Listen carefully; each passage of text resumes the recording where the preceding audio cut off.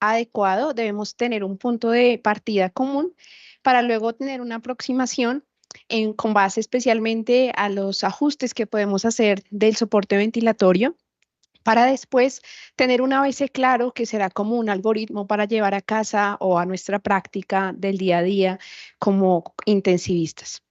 De esa manera, entonces, empezamos como un punto de partida y preguntémonos qué es la hipoxemia refractaria.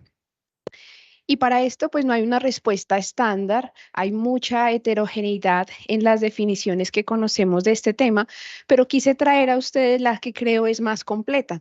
Fíjense cómo la definición parte de una presión parcial de oxígeno igual o inferior a 60 milímetros de mercurio, con una relación respecto a la FiO2 que se mantenga igual o menor a 100 a pesar de un aporte alto de FiO2 y o que salga del concepto protector de la ventilación mecánica por más de 12 horas.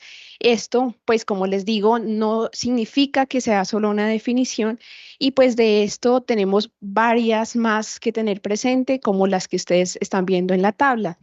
Fíjense ustedes, en la tercera de las casillas, el doctor Guerin no toma la relación de PO2, FiO2 de 100, sino de 150, y es justamente por eso que hay algunas alternativas no farmacológicas que toman lugar.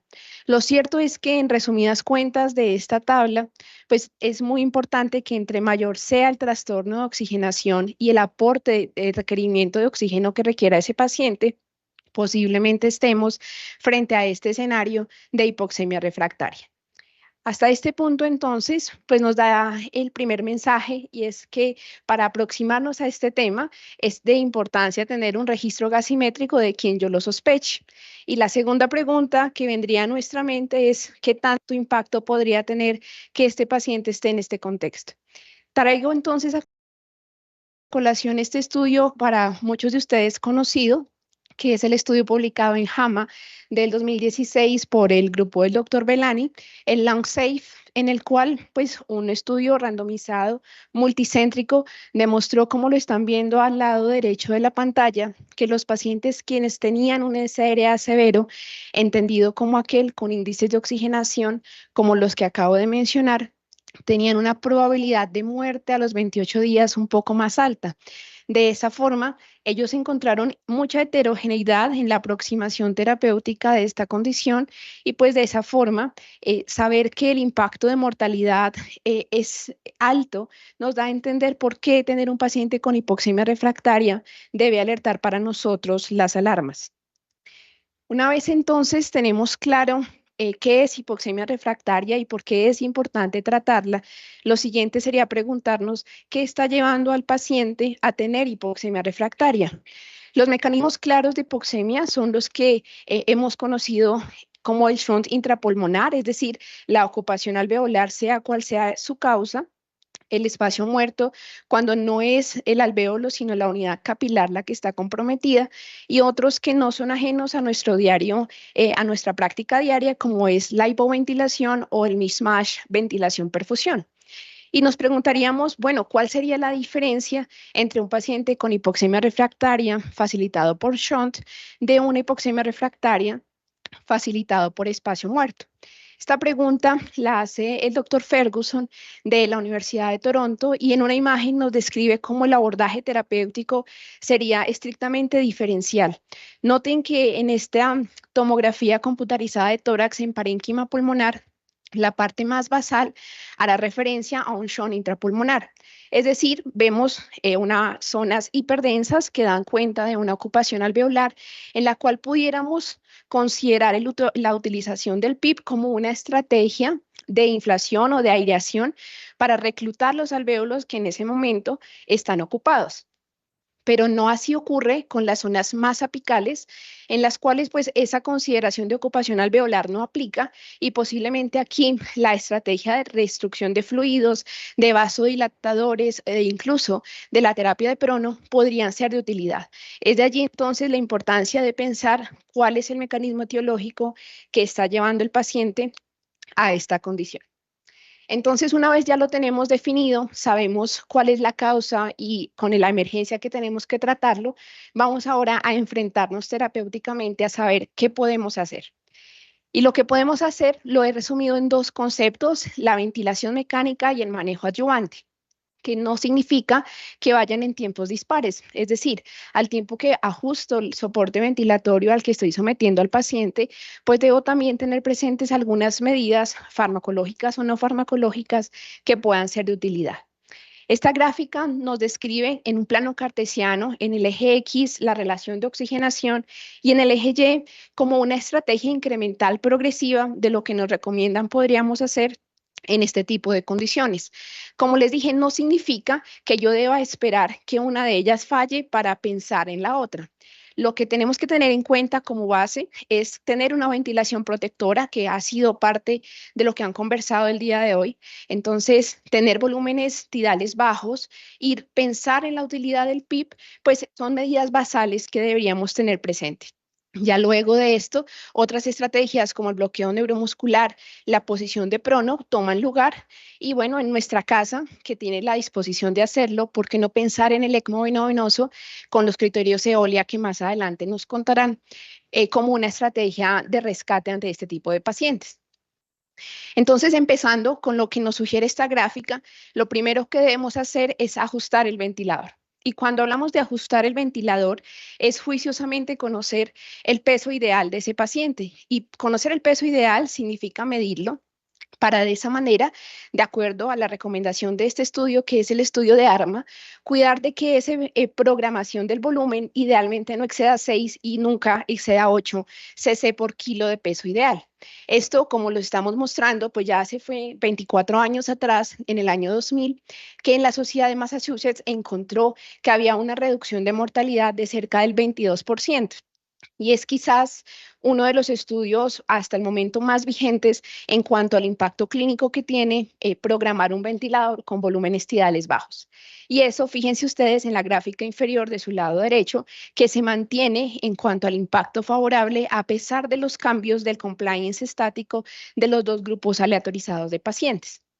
Una vez entonces garantizamos que ese paciente tenga una ventilación protectora en vista del concepto de volumen, lo siguiente que debemos pensar, especialmente si el paciente tiene un shock intrapulmonar, es ver si es favorable aplicar la estrategia de ventilación con pulmón abierto. Y cuando hablo de pulmón abierto, significa evitar la apertura y el cierre paulatino intermitente de las unidades alveolares y de esa manera no solamente prevenir el ateletrauma, sino también el biotrauma secundario. Es decir, entre otras palabras, hacer que ese alvéolo que previamente estaba ocupado, pues sea un alvéolo funcional útil para el intercambio gaseoso. Y para la forma en la que nosotros con frecuencia hacemos eso es reclutar. Y reclutar no es más, como les mencionaba, de habilitar alvéolos que antes no estaban habilitados. Y para eso, una de las estrategias que con mayor frecuencia utilizamos será el PIP. Entonces, fíjense dentro de la línea de tiempo que les estoy exponiendo que esta intención y duda pues no es nueva. Fíjense que empieza en el 2004 con el estudio de alveoli, luego sucedido por el estudio de Love, después con el estudio de Express, el OLA, el ART y bueno, en el 2019 el FARLAT, en el que se tienen presente pacientes con SRA moderado y SRA severo y se les somete a PIPs altos.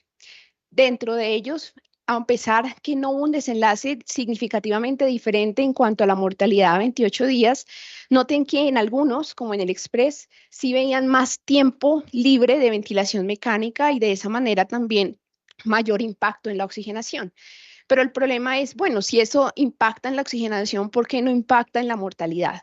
Y al estudiar un poquito más estos estudios nos encontramos en que efectivamente son muestras muy heterogéneas en las que no solamente se sometieron pacientes con SRA moderado y severo a PIBs altos, tan altos como 16 centímetros de agua en el caso del ART, sino también a esos pacientes aleatorizados a PIBs altos se les hacía reclutamiento adicional.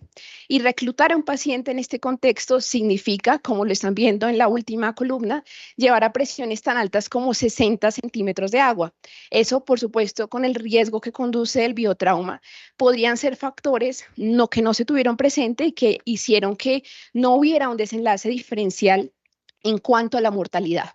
Entonces aquí tendríamos que ver, bueno, ¿qué tendría yo que tener presente para saber si un paciente va a responder o no a la titulación de PIP?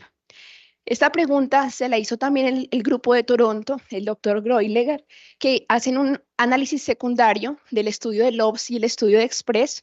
Bastante interesante este estudio, en el cual resumen estos estudios en un plano cartesiano. Noten ustedes en el eje X de esa gráfica, de nuevo está el delta diferencial del trastorno de oxigenación y en el Y está la probabilidad de muerte. Mencionaban entonces los autores que entre menor sea el trastorno de oxigenación basal, mayor el delta de titulación de PIB que tenga y el cambio que tenga el índice de oxigenación, posiblemente mayor impacto favorable tendrá en cuanto a la mortalidad, que es la línea que ustedes ven acá como una línea fucsia. Pero si ese paciente, el delta diferencial de PIB es cero y no tiene cambios significativos en el trastorno de oxigenación, a pesar de los ajustes que yo hago en el ventilador, posiblemente ese paciente tiene un mayor riesgo de mortalidad. Entonces, nos sugiere esta publicación que el trastorno de oxigenación basal y el delta diferencial respecto a la titulación de PIB son marcadores que nos darán cuenta si ese paciente va o no a morir con mayor probabilidad. Esto teniendo presente la edad, scores de predicción de riesgo como el Apache y las condiciones que han llevado a ese paciente a tener el soporte ventilatorio. Entonces hablaríamos de un PIB óptimo, pues realmente PIB óptimo nos lleva a muchas preguntas que vamos a mencionar más adelante, pero lo primero es saber si realmente es reclutable a través de la manera que les he mencionado, tener siempre una estrategia definida, sea de titulación incremental o decremental, pero que tengamos un mismo lenguaje de comunicación con los terapeutas respiratorios que nos estén acompañando y siempre de acuerdo al contexto local. Es decir, no todos tenemos tomografía por impedancia, que sería ideal en cuanto a la titulación de esta terapia, pero si no la tenemos, podemos dar uso de otras, como por ejemplo será el compliance como una estrategia alterna de titulación. Y siempre recordando el impacto hemodinámico, titular PIB no es una medida inocua y lo vemos todos los días en nuestra práctica diaria, como aquellos a quienes sometemos a PIBs por encima de 12 centímetros de agua, especialmente si tienen un compromiso ventricular derecho, pues tienen un mayor riesgo de inestabilidad hemodinámica. Acá no acaba todo, nos faltarían cosas y dentro de lo que nos hace falta sería el manejo adyuvante. Al tiempo entonces que estamos ajustando el ventilador, que hemos considerado si se recluta o no se recluta, debemos pensar en la relajación neuromuscular. La relajación, especialmente con cisatracurio, que es el agente que se ha estudiado, tiene tres razones de plausibilidad biológica. La primera es que facilita la sincronía del paciente con el ventilador. Por tanto, facilita, en teoría, la recuperación de los índices de oxigenación y tiene además un impacto antiinflamatorio. ¿Cuál es el inconveniente que tenemos? El primer estudio de aproximación fue la Curasis. Este estudio se hizo en el 2010, también en el New England Journal, y demostró tener un impacto significativo en cuanto a mortalidad. Pero una vez se cambió el grupo control a un grupo de sedación más ligera, ese beneficio no se identificó, que fue lo que pasó con el estudio de Rose 9 años después. De tal manera que la recomendación hasta el momento es idealmente usar bolos y si vamos a usar infusiones, ojalá no sean por más de 48 horas, teniendo presente la debilidad adquirida del paciente crítico. ¿Qué más podríamos hacer? El prono es una terapia no farmacológica, toma lugar a partir del estudio Proceva, el estudio Guerin que les mencionaba yo del autor al principio de la exposición. Y lo que busca entonces hacer el prono es tratar de homogenizar el mishmash ventilación-perfusión existente, además de ello tratar de reclutar y recuperar la proporción de baby y de sponge lung que haya y por supuesto facilitar el compliance dinámico. En general, todo paciente con una relación PO2-FiO2 inferior a 150 es un paciente que debería ser sometido a terapia de prono, salvo que tenga contraindicaciones absolutas, como inestabilidad de la columna o alguna otra cosa pues, que lo contraindique. Esto, como les dije, se ve en su utilidad desde el estudio Proceva, que demostró una reducción a la mitad de la mortalidad en el grupo de intervención respecto al control, y luego en estudios sucedáneos, como el que estoy mencionando aquí, pues ese hazard ratio se mantiene a favor de facilitar y promover el uso de la terapia prono como una terapia adyuvante. ¿Qué otras cosas podríamos hacer? Bueno, pues vienen escenarios muy controversiales, especialmente hablo de los primeros dos.